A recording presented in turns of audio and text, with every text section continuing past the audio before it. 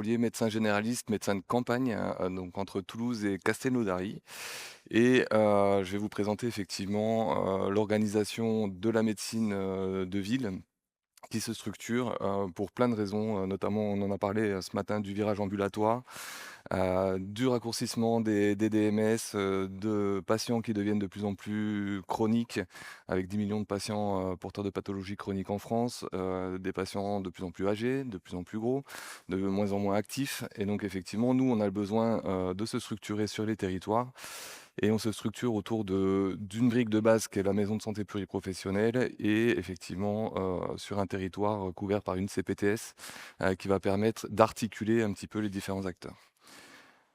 Un petit mot sur les CPTS, donc effectivement 90 de l'Occitanie, pardon, est couverte actuellement, donc il y a forcément une CPTS, autour de chez vous.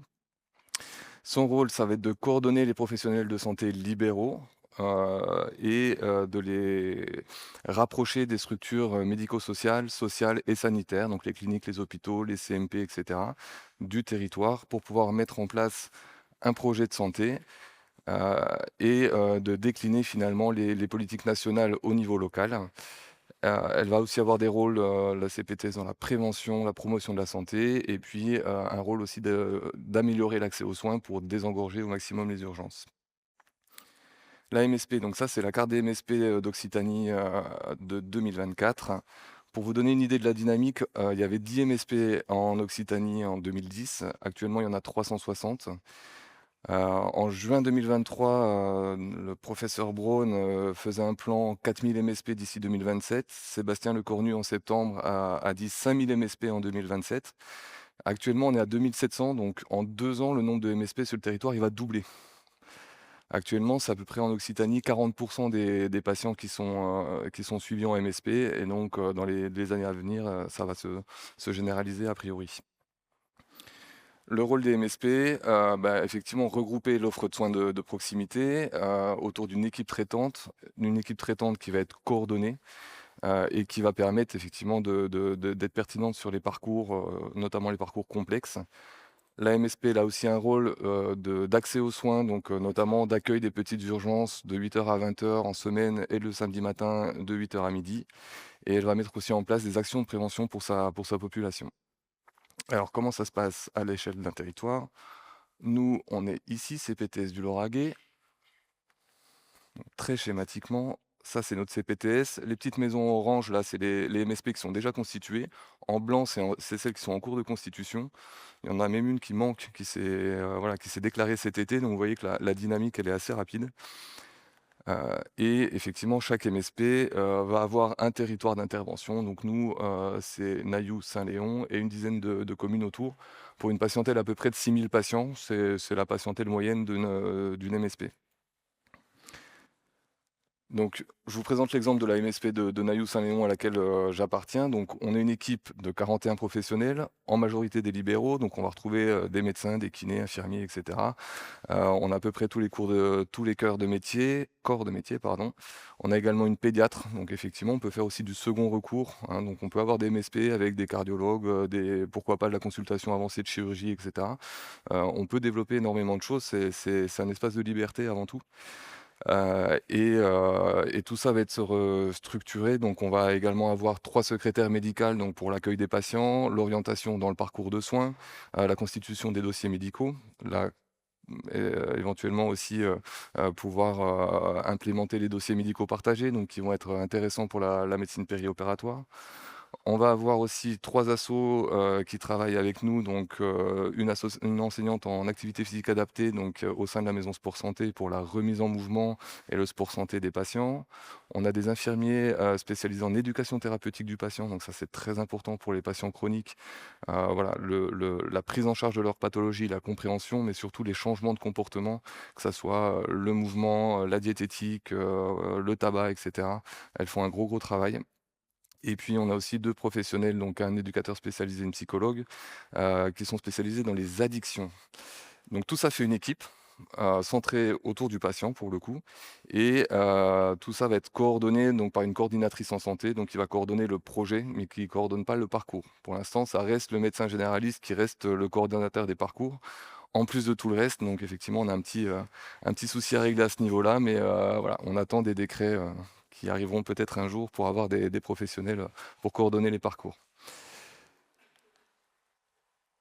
Alors, cette équipe, donc elle va être coordonnée par des outils notamment, donc un système d'information partagé, donc on a tous le même logiciel.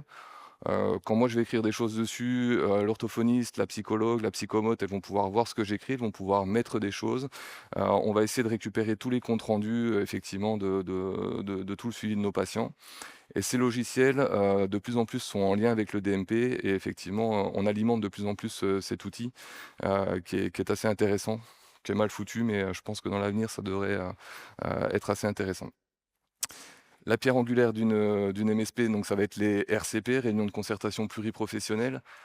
Toute l'équipe se retrouve pour discuter, des dossiers, des cas complexes. Nous, la particularité à Naïou, c'est qu'on va avoir aussi des RCP, qui sont thématiques. Par exemple, on a des RCP qui tournent autour de l'enfance, où on va accueillir des partenaires, donc la protection maternelle et infantile, par exemple, les infirmières de crèche, voilà, sur tout ce qui est petite enfance. On fait aussi des RCP médico-sociales, donc ça, c'est intéressant pour, les problématiques, hem santé, psycho, social, qui sont des gros dossiers qu'on a tous du mal un petit peu à gérer.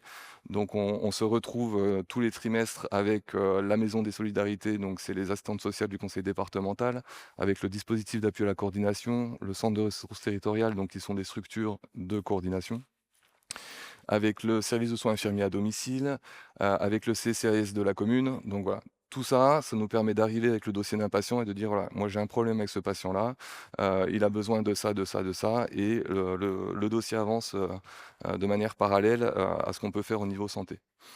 On a également des protocoles pluriprofessionnels, donc sur certaines problématiques, ça permet, c'est un document qui permet à tous les professionnels différents de pouvoir s'activer sur une tâche, sans attendre forcément, les prescriptions du médecin et cetera. Donc de pouvoir accélérer un petit peu les prises en charge et des missions de santé publique. Donc ça, c'est des plans sur 5 ans, sur lesquels on va traiter des thématiques. Donc nous, actuellement, on est sur c'est de la éducation thérapeutique du patient et troubles du neurodéveloppement et ça permet de mettre en place sur des problématiques de santé de notre population, des formations, de la prévention, promotion de la santé, des outils, des RCP thématiques et cetera. Donc on va traiter un problème, en particulier sur notre population. Alors, on a travaillé avec Medipôle, Garonne, depuis 2 ans sur, justement, l'épisode de soins autour de la prothèse de hanche, prothèse du genou, ce qui nous a amené à avoir des réflexions justement sur ce lien ville-hôpital et comment on peut coordonner un petit peu les choses. Donc là, j'ai repris 2 vignettes cliniques, alors que j'ai purement inventé, hein, mais qui sont un peu caricaturales, mais qui permettent, d'illustrer un peu le propos. Donc Micheline, 72 ans, infirmière retraitée, elle vit avec son mari dans une maison de plein-pied, 2 enfants qui habitent à côté d'eux. Elle est intégrée socialement, elle est au club du troisième âge, club de marche, tout va bien. Elle a traversé la vie sans encombre, Micheline, elle a un IMC qui est parfait. Elle a mal au genou depuis des années, avec une gonarthrose évoluée, elle a déjà eu des infiltrations, la kiné et cetera et elle consulte son médecin traitant, pour des phases douloureuses de plus en plus importantes. Donc sur ces patients-là, qui globalement ont un bon état de santé, l'intérêt d'une maison de santé, il est nul. C'est-à-dire que le médecin va faire un courrier, va l'envoyer au bon docteur Pinot ou Potel ou n'importe lequel qui va pouvoir lui mettre un beau genou. Il va suivre le cursus, habituel de la clinique et ressortir, avec ses prescriptions pour aller faire le kiné, infirmière. En 3 mois, elle remarche sans douleur. Voilà, tout va bien. Maintenant la réalité. Parce qu'on a de plus en plus effectivement, avec cette population qui vieillit, qui grossit, la santé mentale qui va pas bien, les troubles sociaux et cetera, tout ça va interférer dans la prise en charge. Donc on a Georgette, 72 ans, infirmière, mais Georgette, elle a pas eu tout à fait la même vie. Là actuellement, elle vit seule dans un appartement sans ascenseur avec baignoire. Elle vient d'arriver, à Naïou, dans un logement social après le décès de son mari. Elle est diabétique sans complications, fumeuse, elle est dépressive chronique sous Séroprame et Xanax. Elle souffre d'obésité, pardon et puis, même topo, elle a un genou droit connu depuis plusieurs années, les infiltrations, la kiné et cetera.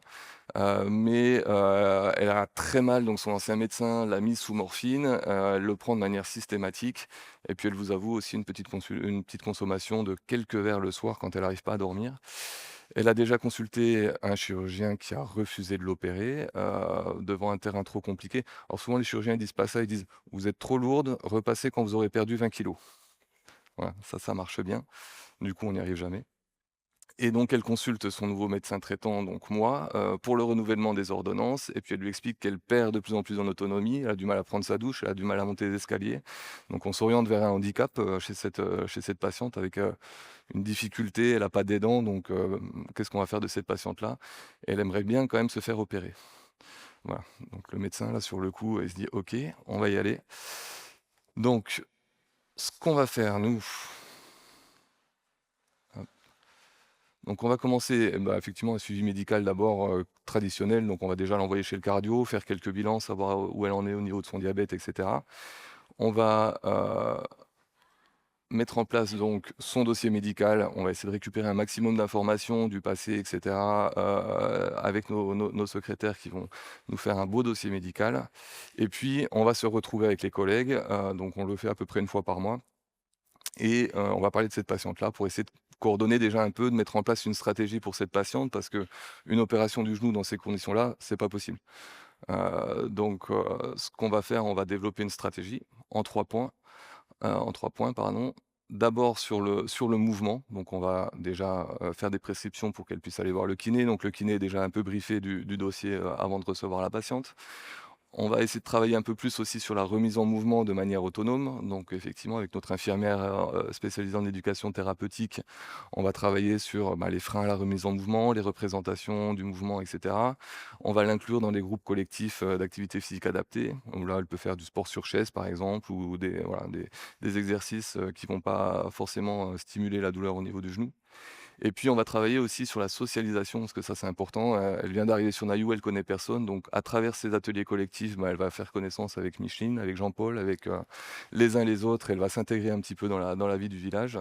Et puis on a aussi des groupes de marche qui se tiennent 2 fois par semaine, sur des petites distances, sans difficulté, qu'elle va pouvoir intégrer et faire connaissance aussi avec des gens. Le deuxième plan, donc ça va être la prise en charge psycho-addicto, parce qu'effectivement, c'est pareil, hein, si elle arrive, bourrée d'actiskénant, pour sa chirurgie, bah, ça va être compliqué pour les anesthésistes, pour la prise en charge de la douleur après c'est complexe. Donc on va essayer de la sevrer de tout ça. Sur le plan déjà psychiatrique, on peut soit l'orienter vers notre psychologue, soit vers le centre médico-psychologique, donc la psychiatrie hospitalière qui est dans le même bâtiment que nous, avec une équipe infirmière, psycho et cetera et on va commencer une prise en charge sur les troubles anxio-dépressifs. Ensuite, on va essayer avec notre infirmière, toujours azalée, donc formée aussi à la tabacologie, de commencer une démarche de sevrage du tabac. Et puis la prise en charge addicto, donc elle picole, elle est sous morphine. On va essayer de sevrer tout ça, donc travailler un peu là-dessus. Heu, on avait un médecin de la douleur aussi qu'on n'a plus, qui a quitté la France également et les infirmières azalées qui peuvent aussi travailler sur la prise en charge addicto. L'idée étant de maîtriser les consommations, voire le sevrage si on peut y arriver, avant la chirurgie. Et le troisième axe, hop, ça va être un axe, bah, plus médical pour le coup, la prise en charge du diabète, encore une fois, l'infirmière spécialisée en ETP, le protocole qu'on va mettre en place et le médecin généraliste qui va faire son boulot de prise en charge d'un patient diabétique, classique. La prise en charge de l'obésité, donc on a une diététicienne et encore une fois l'infirmière, spécialisée en ETP, pour essayer de lui faire perdre un peu de poids avant la chirurgie si on peut. Et puis on a aussi des ateliers, collectifs avec notre diététicienne qui va faire ses courses au Carrefour, qui ramène les fruits, les légumes, tout ce qu'il faut pour, travailler avec les patients. Elle fait des ateliers cuisine, elle leur explique, comment il faut manger, pour être, en bonne santé et éviter de prendre du poids, voire en perdre. Voilà, donc ça va être toute la prise en charge qu'on peut faire en amont sur le plan, on va dire médico-psychologique. Ensuite, il faut, cette patiente également, pouvoir faire une prise en charge, sociale parce qu'effectivement on va avoir beaucoup de freins à la prise en charge, liés à sa problématique sociale. Heu, donc on va faire notre fameuse RCP médico-sociale, on va faire intervenir, donc une association qui travaille sur la perte d'autonomie sur Naïou, donc qui va se rendre au domicile, qui va évaluer l'état de la maison avec des ergothérapeutes, qui va regarder s'il faut mettre des barres d'appui, dans les toilettes, dans la douche, un tapis antidérapant, casser la baignoire pour y mettre une douche, voire éventuellement avec le centre communal d'action sociale pour trouver un autre logement. Voilà, donc ça, c'est des choses qu'on peut faire. Pour faire toutes les démarches, on a la Maison France Service aussi qui vient à nos réunions, donc c'est tout ce qui est accès au droit, accès au numérique aussi pour des gens qui sont un peu éloignés de tout ça.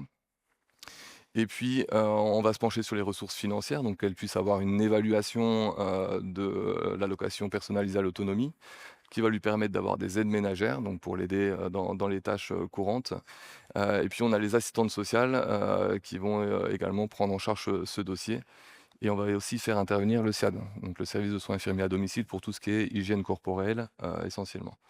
Voilà, donc tout ça, c'est ce qu'on va faire en amont, donc ça, c'est l'idéal, hein, parce que, dans la vraie vie, bah, il faut que le patient, il adhère, il faut qu'il en soit capable, et cetera. Mais on va essayer, sur une prise en charge, synchrone, hein, donc tout ça, c'est pas ça, puis après ça, hein. On fait tout en même temps, au rythme du patient, sur un parcours qu'on va appeler un parcours intégré, c'est-à-dire le bon professionnel au bon moment pour essayer de faire évoluer cette patiente. Donc là, on est sur du temps long, hein, donc là, on n'a encore pas fait le courrier pour envoyer, au chirurgien orthopédique, hein. Et donc une fois qu'on estime que la situation, elle est en mesure d'être, que cette patiente, elle est opérable, on va l'envoyer à Medi-Pôle-Garonne ou ailleurs, lui faire mettre un beau genou tout neuf. Elle va passer en centre de rééducation, cette patiente. Et après, nous, on reprend toutes les choses là où on l'avait laissé. Donc on dézoome complètement par rapport à ce qu'on a parlé là de la médecine, périopératoire et cetera, qui sont vraiment des temps courts. Nous, on est vraiment sur un temps long et on reprend là où on en était, mais on reprend avec une patiente qui marche, avec une patiente qui est capable, de gagner en autonomie et donc nous, ça va nous faire progresser sur tout ça. Le fait qu'elle se remobilise, qu'elle ait plus de douleur, ça va nous faire avancer énormément. Voilà un exemple de ce qu'on peut faire, sur une maison de santé. Je vous remercie.